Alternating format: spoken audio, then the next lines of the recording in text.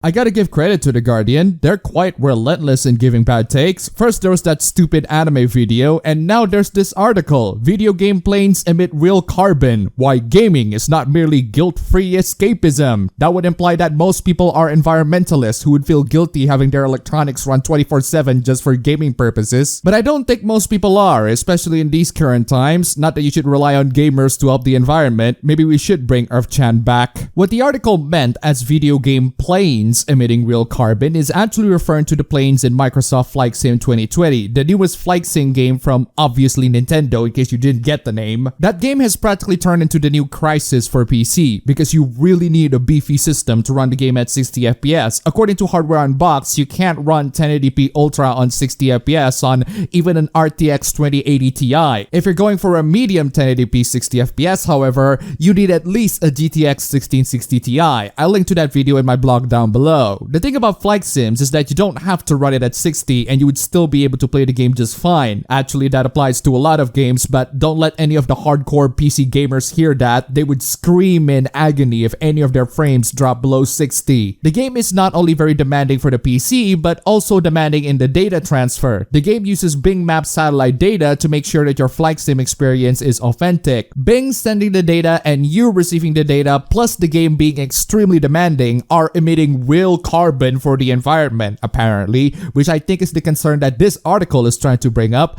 without considering how ridiculous it sounds. The article only brings up this as a concern and doesn't really provide any go green solution for this problem. Stop playing video games in general and go outside to get killed by the virus. Actually, speaking of the virus, a good portion of the article is written in the context that we're living in a pandemic and how video games are an excellent way to pass the time for most people. The article points out that the gaming industry is actually doing well despite the pandemic, which is true if you think about it. Since the lockdown began, most people are going to be indoors, and indoor activities are going to be dominated with digital entertainment, such as video games. People are going to be more inclined on buying video games so that they can pass the time and wait until everything is over. But despite the article spending time discussing about the lockdown and how people's lives are affected by it, the writer just can't help but to put on his 2 cents in regards to people wasting their energy on video games and ruining the environment in the process. Writer, as you referenced many times throughout this article, the global pandemic has caused so many people to stay at their home for most of the time.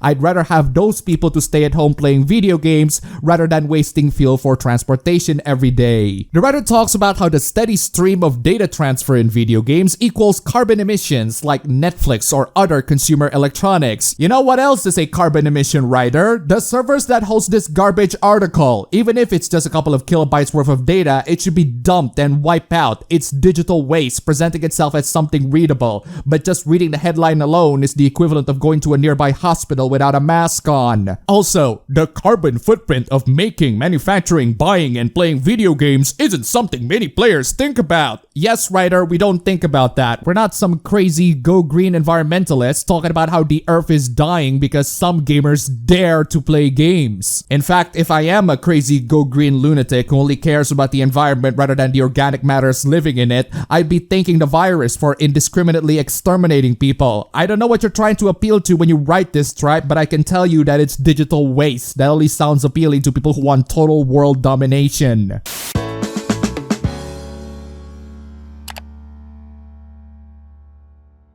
Let's, for the sake of argument, imagine that I don't have any gaming platforms to play on. Out of the 2 next generation consoles, which one would I pick so that I can be more prepared for the future generation of video games? PC, of course, but if I was held on gunpoint and I have to pick on one of these, which one would I pick? Honestly, I gotta give it to the Series X. Sure, the naming is dumb, but it's only with the Series X that I can get access to lots and lots of games only for a couple of bucks. I can just buy the console and enjoy lots of games with the Xbox Game Pass, which is an amazing deal for a lot of gamers out there. 15 million people already signed in. And even if I don't have enough cash to buy the Series X, I can still reap all of that benefits if I chose the PC or the cheaper Xbox One instead. The PS5, however, has PS Plus Collection, which gives you 18 games for free compared to Game Pass, which is like what, 100 plus games? I wouldn't have minded if the games are actually exclusive. Resident Evil 7, Arkham Knight, Fallout 4, Monster Hunter World, Battlefield 1, Mortal Kombat X,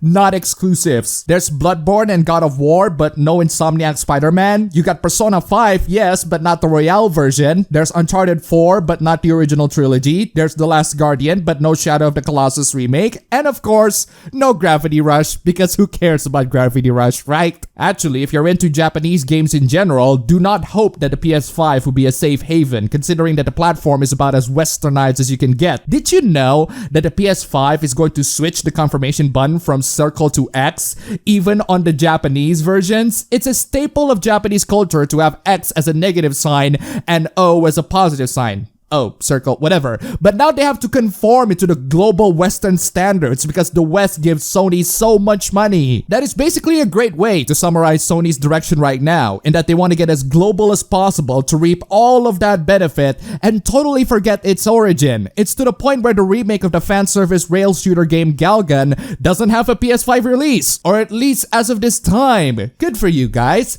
I doubt that the people at Square Enix or From Software are gonna change their minds anytime soon, not when Sony has them on their pockets. This is not to say that I'm going to stand Microsoft or Nintendo. Those two companies have done really dumb stuff in the past as well. But I gotta give credit when they do excel. Nintendo has good games, Microsoft offer good services, Sony offer good exclusives for the current gen, but not a lot of convincing games for the next gen. Actually, that applies to both consoles. That and Sony will make sure that your Japanese games will adhere into the global standards, as in not as revealing as last time. So yes, out of all the next generation consoles, I definitely chose the Series X, and that is if you hold me at gunpoint and force me to choose between the two consoles. If I weren't, and I have no platforms to play on, then I just go back to good old PC. I can get most of Xbox's benefits on PC, and if I really want to play other games from other platforms, I can save my money on PS4 because the exclusives are good, one Switch because of many reasons,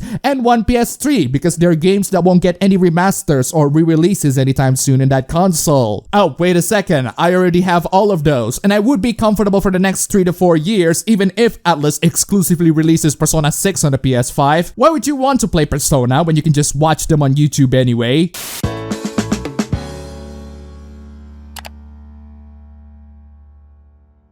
I hate the term influencer. Imagine being someone who has enough following on YouTube, Twitter, Facebook, Instagram, wherever, and then being referred to by the fact that you have an influence over people rather than the fact that you provide content for people to enjoy. I'm calling out literally every single one of you clowns who send me emails asking me to promote your stuff and refer to me as an influencer. It's not just the fact that the word sounds pretentious. It's also on the fact that it turns something that we just so happen to gain thanks to our hobbies into something that other people wants us to do. When someone refers to a certain person with a following as an influencer, it means that the person wants the respective influencer to influence people on what to do. Granted, this is true for a lot of jobs in the world, but the difference is just because someone has a following doesn't mean that they are a public manipulation service. The only thing I'm influencing people is for them to subscribe to this channel and support me through the links down below, and even then with questionable results. But let's, for the sake of argument, imagine that I have 1 million followers and I have enough influence to change everything in the world. Would I use this power for the greater good? Well,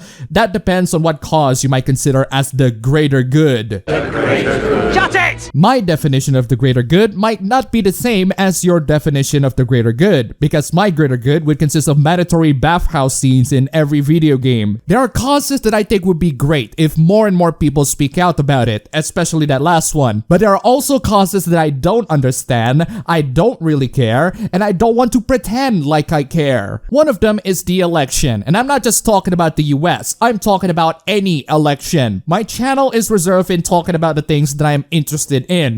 The US election is not one of them. I'm not informed about it, I don't know what the issues are, are. I don't know the stats to figure out who's the best candidate or the least worst candidate. I'll leave that to my US viewers to decide. That's your battle to fight. I'm not going to influence you to vote one candidate after another because I'm about as informed on American politics as a recently born baby. But then again, you can probably extend that to a lot of influencers on a platform. They too have about as much clue on American politics as a recently born baby, and yet they run their mouths on social media telling people that one candidate is a better choice than the other, or at least the least destructive choice. The thing is, while I don't care about the election in general, I do care about the stupidity that came out of it, because stupidity is something that my brain can easily process, because my brain is stupid and can only respond to human stupidity with laughter and a desire to end my life. Then BuzzFeed came in and said that the era of apolitical influencers is over. The article tells the story of a bunch of influencers that got scolded by their followers for not taking a political stance. Interesting, because in my experience, it's always the opposite that happens. For those influencers who would rather stay silent to avoid alienating people on either side of the political spectrum,